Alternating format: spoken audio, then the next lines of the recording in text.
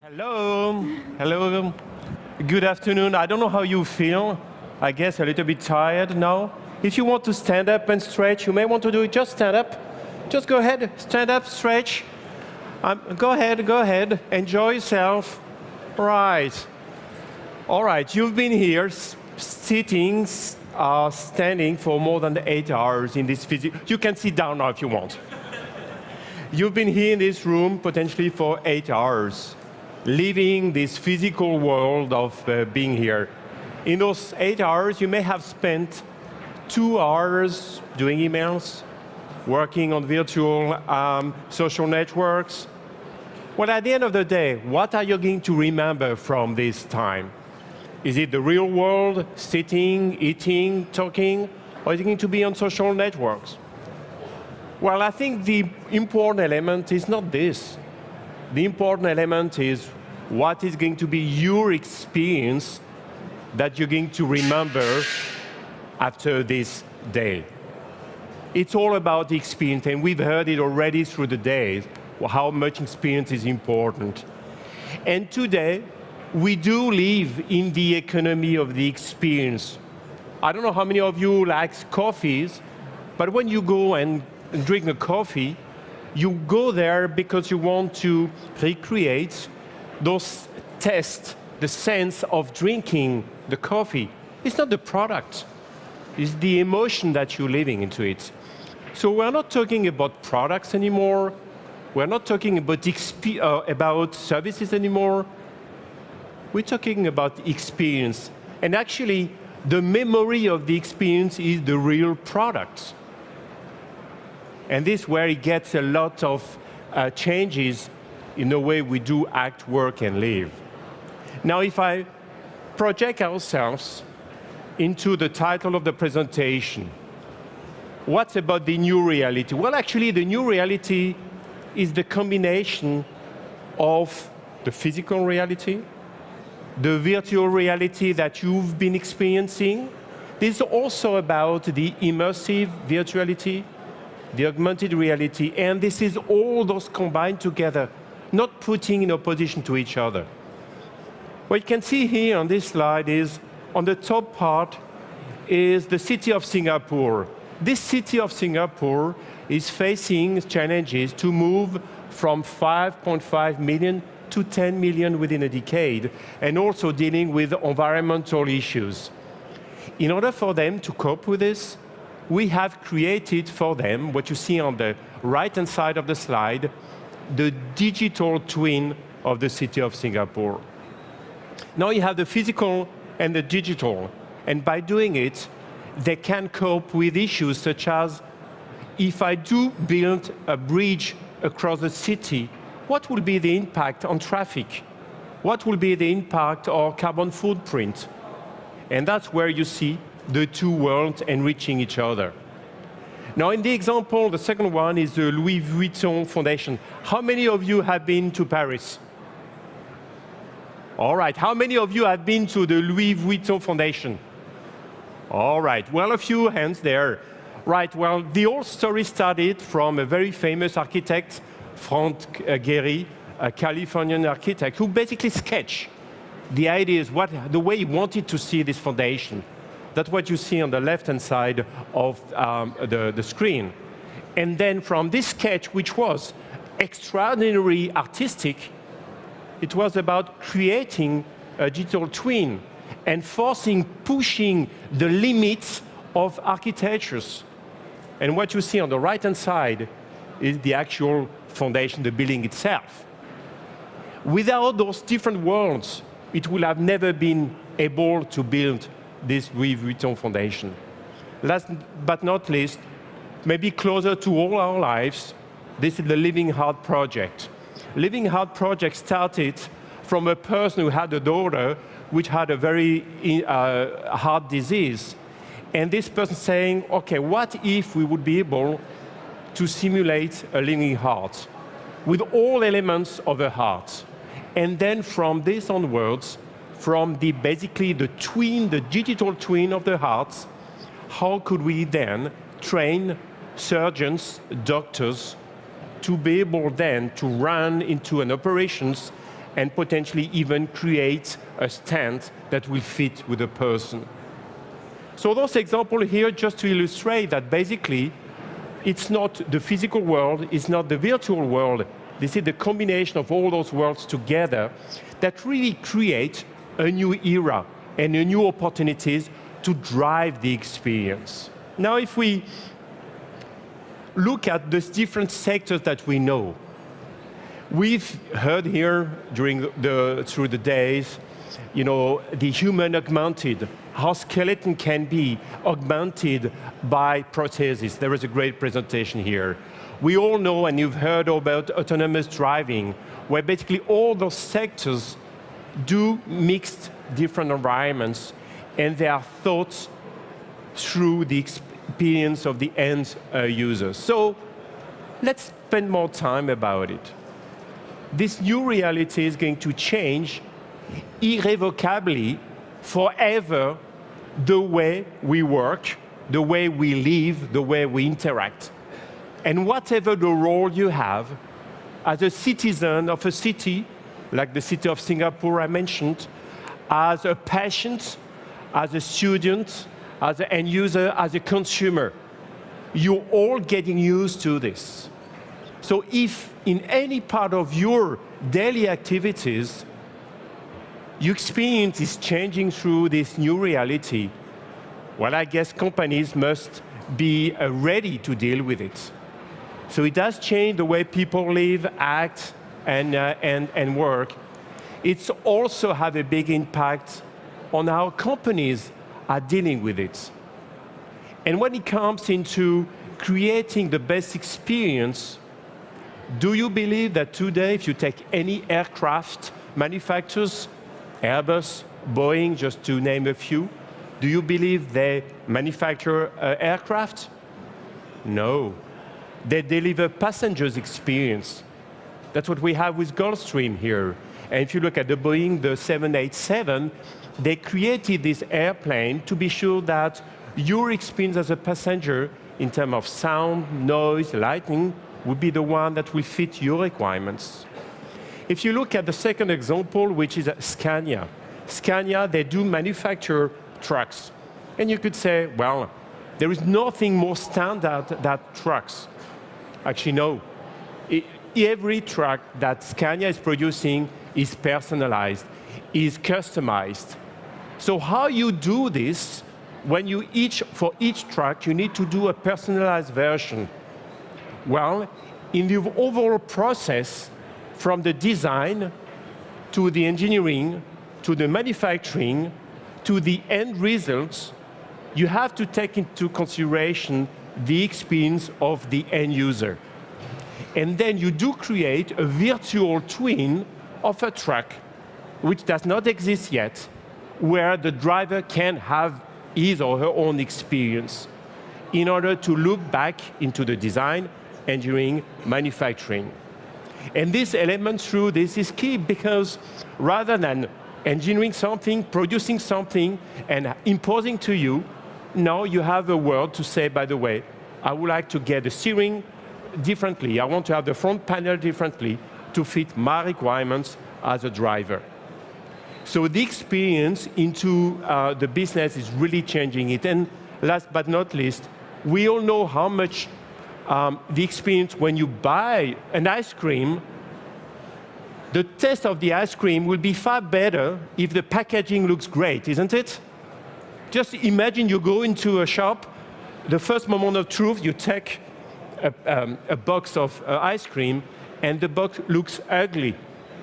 What's going to be your perception of the taste of the ice cream? This is not going to be the greatest one. Which means, for the ice cream producer, in this case, Haagen-Dazs, they have to deal with the design of the packaging, the primary packaging, the secondary packaging, in order for you to have the right experiences when you do open it, and obviously when you do eat it.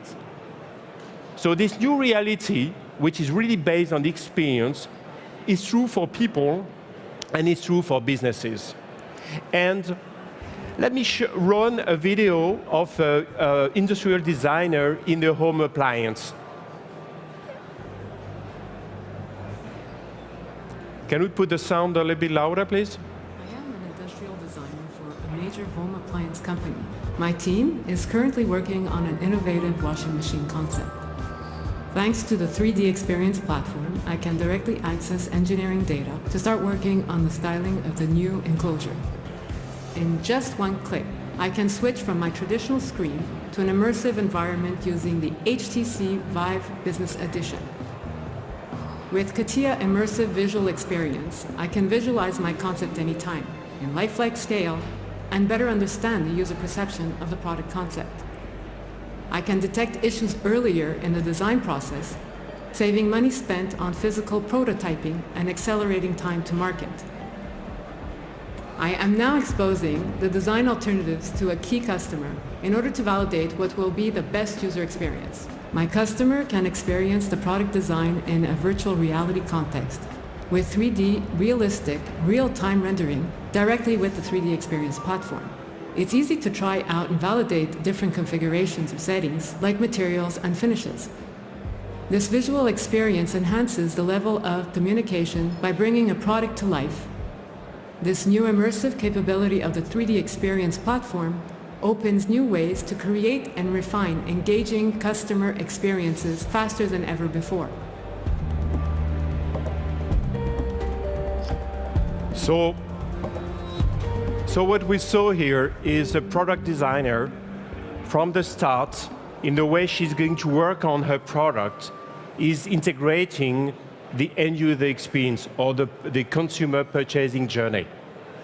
On a product that you could qualify as boring or whatever, but you could not undermine the importance of the end-user experience in this specific one, from the sketch to the engineering, and when the consumer and yourself will be able to wear those goals and basically say, you know what?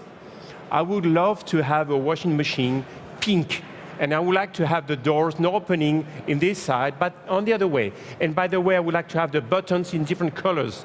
And I would like to have the washing powder being delivered to me every Monday or when I need it. This is the experience I want to have as a consumer. And that's where I want then the washing machine producer to integrate my requirements in the design, in the engineering, in the manufacturing process. It may sound trivial, but for some of you who've been in the manufacturing business, in a home appliance, it's hugely complex behind it. And in order to do this, that's why you really need to have a very strong innovation background. So why do I stand here in front of you to talk about it? Because the company I represent, Dassault Systèmes, we have been investing for the last 10 years dozens of billions of euros to drive innovation. From the 3D that we all know, from the digital markup. What is a digital markup? In the airplanes, you don't need a physical markup anymore. Physical markup, that means digital markup are enough to get certified. To the product life cycle management, which is how am I going to enrich my products, including different people in the networked companies, as well as in the 3D Experience platform. Yes, we are legitimate because we've been working on it for more than 35 years. And yes, we are legitimate because at the end of the day, if you really want to be able to provide this experience through the new reality, you need to have all those elements together. Here on this slide, what you see on the west part of the compass, this is the world of the imagination, where your brain is going to go to. This is the 3Ds. It would be great if you can go on the south part of the compass and check that your brain, your imagination, fits real reality. It's the world of simulation. On the north part of the compass, this is where it gets social with product lifecycle management. On the east part of the compass, this is where it gets with data analytics, i.e. the right information for you. This is a business platform which allows you to really drive this innovation. Now, if we can dim the light, I'm going to take you through a journey of a young couples coming into their flat. And as you can see here, there is nothing in their flat, but they start projecting what they would like to see. And I'm sure many of us have been in this situation. Back home, they look at the 2D plans, which create a 3D plan very quickly, and they try to position some of the furniture they will pick on catalogs to basically say, my potential flat would look like this, and I could move this around. And by wearing goggles, I can then say, well, what if I would change the colors of the walls? What if I would change the colors of the sofas? And they start projecting themselves. Not from the pure citizen, it's also get into buildings. If I'm an architect, how do I ensure that the buildings I'm building here has got the right structure?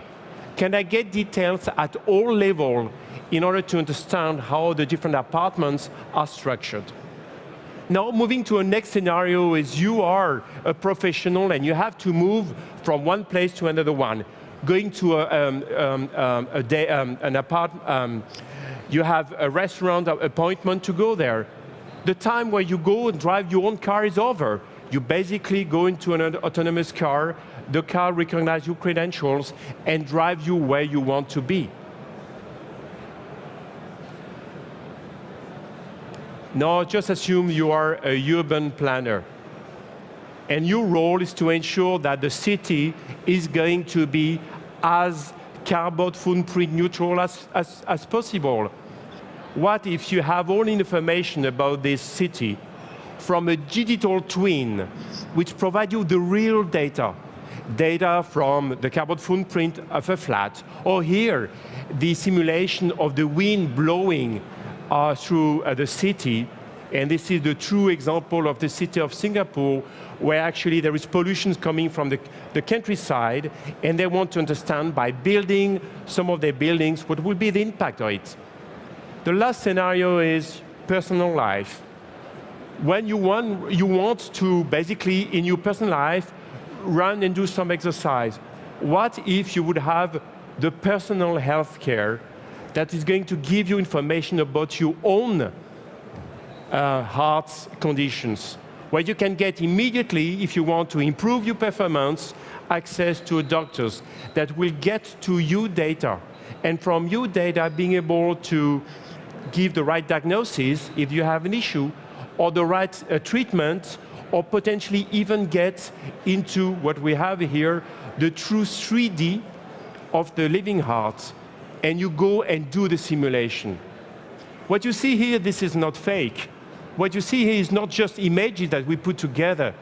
This is a real living heart where the practitioners can get used to before doing a surgery, and here, potentially, to create the true stent that fits my requirements. What have we seen here? Different scenarios from people living and getting into a flat and projecting themselves in the flat where the flat is empty, and being able to decide from a virtual flat and making this real.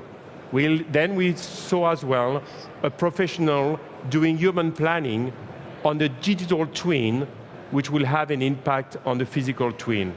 And last but not least, we saw a person who basically does care about her health and is getting personal health treatment for her. So we're all talking about this new reality.